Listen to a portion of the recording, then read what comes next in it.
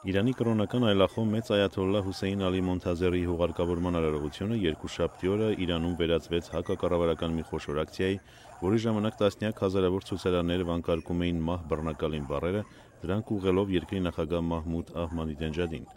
Ըստ վկաների անվտանգության ուժերը Քում քաղաքում հարձակում են գործել ընդդեմ ցուցարարների։ Մարդիկ Իրանում լավ են հիշում Մոնթազերին դեռևս 1979 թվականի մահմեդական հեղափոխության օրերից։ Նրան հարգում էին այսօր որպես բռնակալական կարգերի հզոր քննադատի, ով շեղվելով Իրանի կրոնական վերնախավի բռնած կարծր ուղղությունից կարողանում էր դատապարտել նույնիսկ գերագույն ղեկավար այաթոլլահ Ալի Խամենեիին նախագահական վերջին ընտրություններին հետևած բռնությունները իրականացնելու պատճառով։ Ցուցարարները կրում էին Մոնթազերի նկարները եւ կանաչ դրոշներ ու թևկապներ, մեկ անգամ եւս ցույց տալով ընդդիմության առաջնորդ Միր Հուսա Մուսավիի նկատմամբ իրենց աջակցությունը, որը նույնպես մասնակցում էր հուղարկավորման երթին։ Քանի որ Իրանում արգելված է արտասահմանյան լրատվական որևէ գործակալության գործունեությունը, պատկերները, որ ստացվում են Իրանից, կատարվել են բջջային հեռախոսներով։ Մոնթազերի մարմինը հողին հանձնվեց իր որդու գերեզմանում։ Վերջինս մահացել էր դեռևս հեղափոխության առաջին օրերի ընթացքում։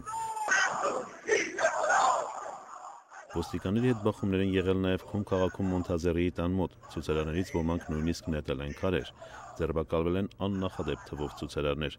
Բողոքի ցույցեր են տեղի ունեցել նաև Սպահանում նույն կոչերով՝ մահ բռնակալին։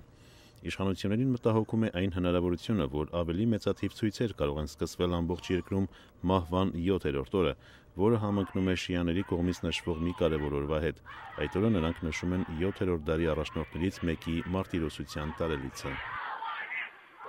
Այս օրերին Իրանում փակվում են թերթերի խմբագրություններ, սահմանափակումներ դրվում ինտերնետային կապի վրա, հաճախ խանգարվում բջջային հեռախոսների կապը։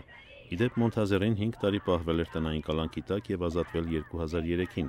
իսկ հունիսյան նախագահական ընտրությունների իրադարձությունները նորից նրան տվեցին բողոքելու եւ իր ձայնը բարձրացնելու համարձակություն։ Դա էր, ինչի պատճառով այնքան սիրում են նրան Իրանում։ Նա էր, ով ասում էր, թե երկրի հոգևոր առաջնորդի իշխանությունը նրան է ընձեռում ոչ թե Աստված, այլ ժողովուրդը։ Սա էր հարգանքի արժանանալու գլխավոր պատճառներից մեկը ժողովրդի կողմից, որն այսօր բարձրացնում է իր ձայնը ոչ թե Աստծուն, այլ իշխանություններին ու պահանջում պատասխան ոչ թե Աստծուց, այլ նախագահական պալատից։ Արամ Վանեցյան, Ամերիկայի ձայն, Վաշինգտոնից։